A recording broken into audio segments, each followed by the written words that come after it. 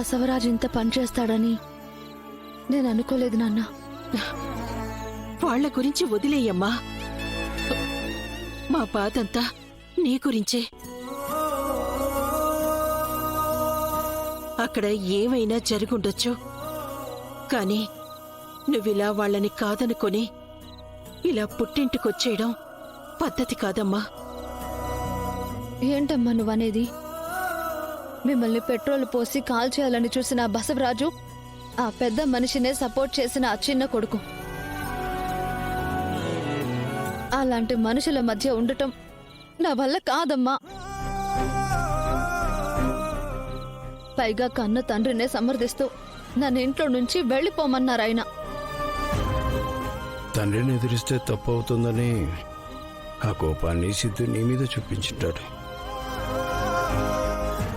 అయినా భార్యాభర్తలన్నాక ఈ గొడవలు మనస్పర్ధలు రాకుండా ఉంటాయా? మంచి చెడు కష్ట సుఖాలు అన్నీ కలిస్తేనే కదమ్మా జీవితం. భర్తేదో అన్నాడనో మావేదో చేశాడనో ఇలా కోపగించుకుని పుట్టింటికొచ్చేస్తే నలుగురు 4 రకాలుగా మాట్లాడతారమ్మా. అవునమ్మా, అత్తారింట్లో ఉన్నప్పుడు సౌభాగ్యవతి అన్నవాళ్లే ఇలా ఆ ఇంట్లో నుంచి వచ్చేస్తే వద్దమ్మా, మంచిది కాదు. ఎవరేమన్నా అనుకోని అమ్మా.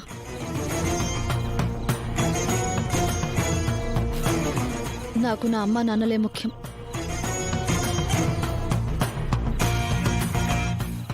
నువ్వు మీ అమ్మ నాన్నల సంతోషమే కోరుకుంటే నువ్వు ఉండాల్సింది పుట్టింట్లోనో ఇంకెక్కడో కాదమ్మా.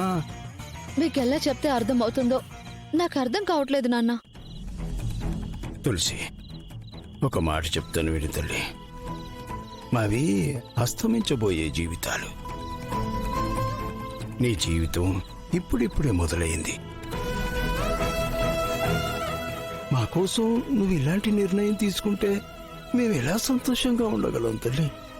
మీరు ఎన్నో చెప్పండి. నాకు జన్మనిచ్చి కనీ పెంచిన తల్లిదండ్రులని నిష్కారణంగా హత్య చేయాలని చూసిన వాళ్ళెప్పుడు నాకు శత్రువులే. అలాంటి చోటుకి నేను తిరిగి వెళ్లే ప్రసక్తే లేదు.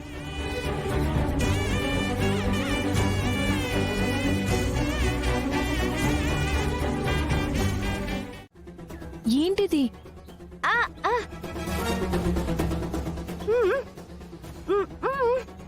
ఏం రాసావు?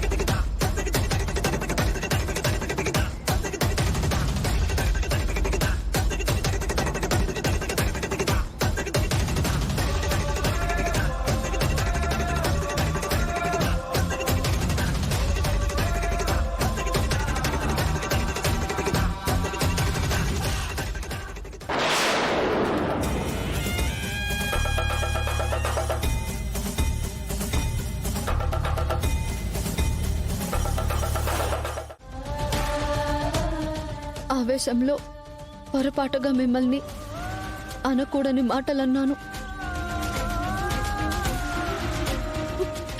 నన్ను క్షమించండి. మీతో అలా మాట్లాడటం తప్పే. దానికి నాకు ఏ శిక్ష వేసినా నేను భరిస్తాను మావయ్య. కానీ ఇంట్లోకి మాత్రం రావద్దని చెప్పకండి. కావాలంటే మీ కాళ్ళు కూడా పట్టుకుంటాను. ఏ యాగో,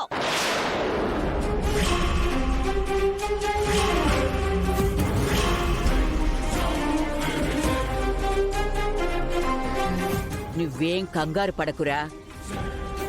అదిప్పుడు తిరుగుటప్ప కట్టేలా నేను చేస్తాను. అత్తయ్య, మీరైనా నన్ను క్షమించండి. నిన్ను వాళ్ళిద్దరు క్షమించడం కాదు, నువ్వు చేసిన తప్పుకు మీ అమ్మ ఇక్కడున్న వాళ్ళందరి కాళ్ళు పట్టుకుని క్షమించమని అడగాలి.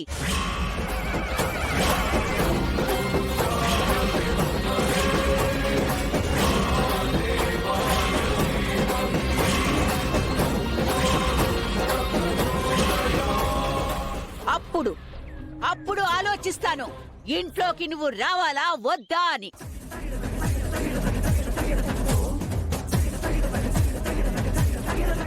అమ్మా,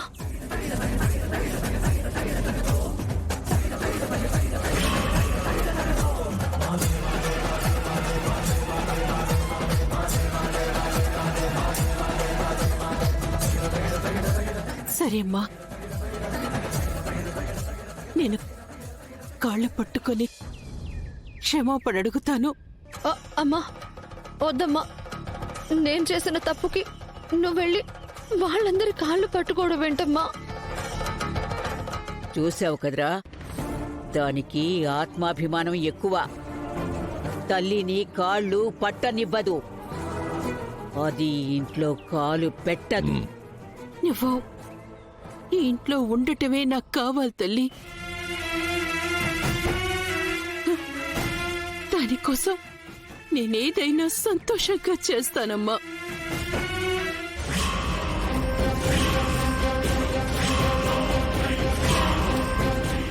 అమ్మా, నేను చెప్పేది వినమ్మా. నువ్వు ఇంకేం మాట్లాడుకో.